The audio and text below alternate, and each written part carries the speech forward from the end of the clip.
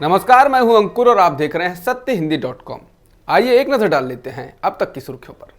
शरद पवार के घर पर जुटे विपक्षी दलों के नेताओं की बैठक जारी है। इस बैठक में 8 से अधिक दलों के नेता पहुंचे हैं। इसमें तृणमूल कांग्रेस, एनसीपी, राष्ट्रीय लोकदल, सीपीआई, सीपीएम, आम आदमी पार्टी, समाजवादी पार्टी और नेशनल कॉन्फ्रेंस के नेता शामिल हुए हैं। इसके अलावा पूर्व सांसद पवन वर्मा, जावेद अख्तर, संजय झा, पूर्व राजनयिक केसी सिंह इसमें भाग ले रहे हैं। मीडिया रिपोर्ट्स के अनुसार इसमें तीसरे मोर्चे को लेकर चर्चा हो सकती है। हालांकि पवार ने तीसरे मोर्चे के चर्चा के दावे को खारिज कर दिया है और कहा है कि ताज़ा मुद्दों पर ही चर्चा होगी। शरद पवार के घर पर विपक्षी नेताओं की बैठक के लिए पहुंचे सीपीआई सांसद बिनोय विश्वम ने कहा, ये सभी धर्मनिरपेक्ष लोकतांत्रिक वाम ताकतों का एक मंच है जो विफल हो चुकी नफरत वाली सरकार के खिलाफ है। सीपीआई सांसद ने कहा कि देश को बदलाव की जरूरत है, लोग बदलाव के लिए तैयार हैं। एलजेपी नेता चिराग पासवान ने उनकी पार्टी में टूट के दौरान बीजेपी की चुप्पी पर कहा है कि रिश्ते एक तरफा नहीं रह सकते हैं। उन्होंने कहा कि अगर आपको दरकिनार कर दिया जाता है, पीछे धकेल दिया जाता है और फैसला लेने के लिए मजबूर किया जाता है तो पार्टी सभी संभावनाओं पर विचार करेगी। किसने लोक जनशक्ति पार्टी का साथ दिया और किसने नहीं दिया, पार्टी को इस आधार पर अपने राजनीतिक भविष्य का फैसला लेना होगा। इससे पहले द हिंदू को दिए एक साक्षात्कार में चिराग ने कहा कि हाँ, उनको लगता है कि बीजेपी ने उनको जरूरत के समय अकेले छोड़ दिया, किसी ने भी उनसे संपर्क नहीं किया। उत्तर प्रदेश बीजेपी में सब कुछ ठीक करने की कोशिशें जारी हैं। इस बीच आज पहली बार यूपी के मुख्यमंत्री योगी आदित्यनाथ उप मुख्यमंत्री केशव प्रसाद मौर्य के आवास पर पहुंचे। बताया जा रहा है कि केशव प्रसाद मौर्य के आवास पर कोर कमेटी का लंच था। इस दौरान संघ के कृष्ण गोपाल सहित भाजपा कोर कमेटी के सभी सदस्य मौर्य के घर पहुंचे थे। इसी दौरान सीएम योगी भी वहां पहुंचे। बता दें, केशव प्रसाद मौर्य के सुर योगी से अलग रहे हैं। ये चुनाव किसके नेतृत्व में लड़ा जाएगा, ये सवाल पूछने पर मौर्य ने योगी का नाम नहीं लिया और कहा कि इसका फैसला केंद्रीय नेतृत्व करेगा। इसके अलावा स्वामी प्रसाद मौर्य तो यहाँ तक कह चुके हैं कि चुनाव बाद केंद्रीय नेतृत्व तय करेगा कि कौन सीएम होगा, जिसके बाद कहा जा रहा है कि योगी पिछड़ों को साधने की कोशिश में लगे हैं। राहुल गांधी ने कोरोना महामारी के कारण देश में हुई बर्बादी को लेकर पीएम मोदी को निशाने पर लिया। राहुल ने कहा कि प्रधानमंत्री के आंसू बहाने से लोग नहीं बचेंगे। राहुल ने कहा कि कोरोना की दूसरी लहर में मरे लोगों में से 90% लोगों को बचाया जा सकता था।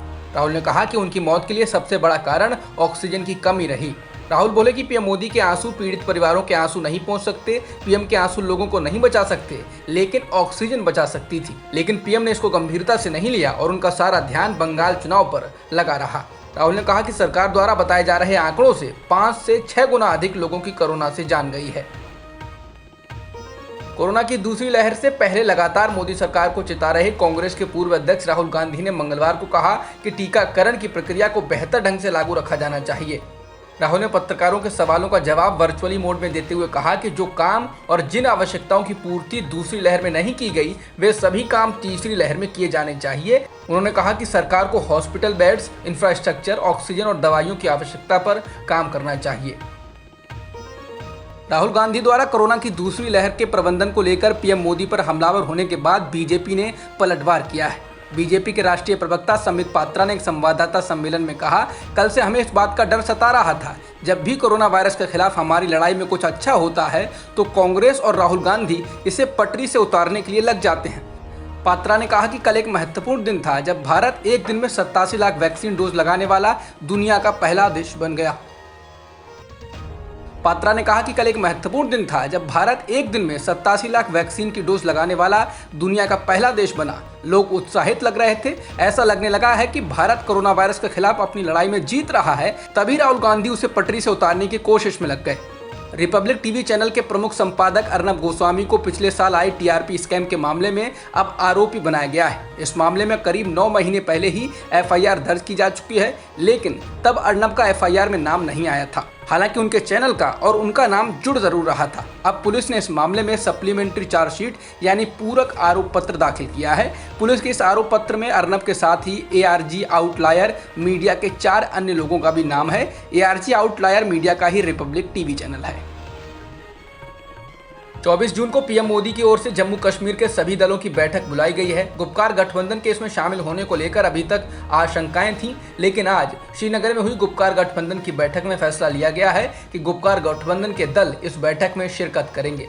नेशनल कॉन्फ्रेंस के नेता और जम्मू कश्मीर के पूर्व मुख्यमंत्री फारूक अब्दुल्ला के घर पर हुई इस बैठक के बाद फारूक अब्दुल्ला ने पत्रकारों से बात करते हुए कहा कि महबूबा जी, मोहम्मद तारिगामी और मैं पीएम मोदी द्वारा बुलाई गई सर्वदलीय बैठक में शामिल होंगे।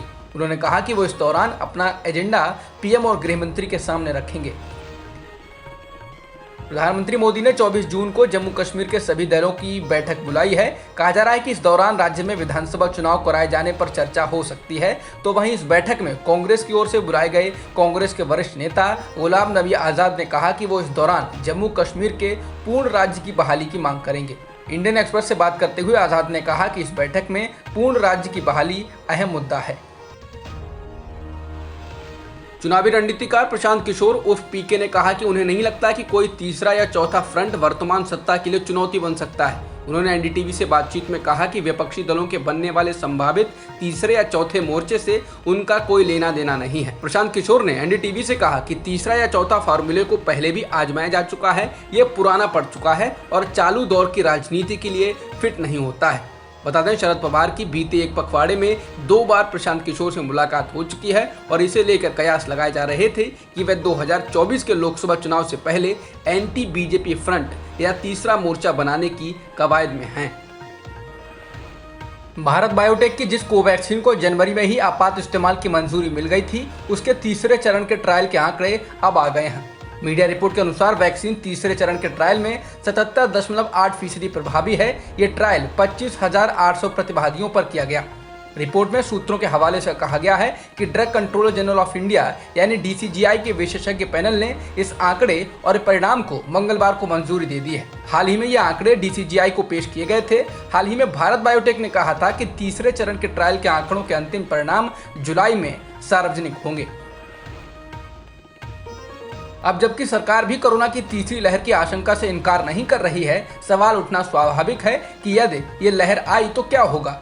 Indian institute of technology Kanpur ने मैथमेटिकल मॉडल का अध्ययन कर अनुमान लगाया है कि यदि 15 जुलाई तक कोरोना लॉकडाउन खत्म हो गया तो सितंबर-अक्टूबर में तीसरी लहर आ सकती है। उन्होंने ये भी अनुमान लगाया है कि यदि ऐसा हुआ तो रोजाना 2 से 5 लाख लोगों के संक्रमित होने की आशंका है। सुप्रीम कोर्ट ने आज सीबीएसई और सीआईसीएसई बोर्ड द्वारा 12वीं कक्षा के मूल्यांकन के लिए बनाई गई स्कीम पर मोहर लगा दी है। परीक्षा रद्द करने के खिलाफ दायर याचिका को रद्द करते हुए सुप्रीम कोर्ट ने बोर्ड के फैसले को ठीक और जायज ठहराया।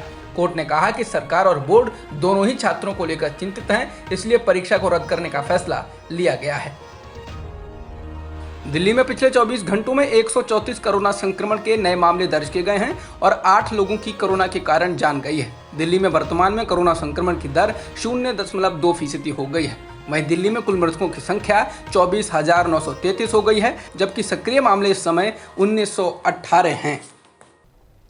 अब तक की खबरों में इतना ही। बाकी खबरों के लिए बने रहिए सत्यहिंदी.com के साथ। सत्य हिंदी का ऐप डाउनलोड करें गूगल प्ले स्टोर पर।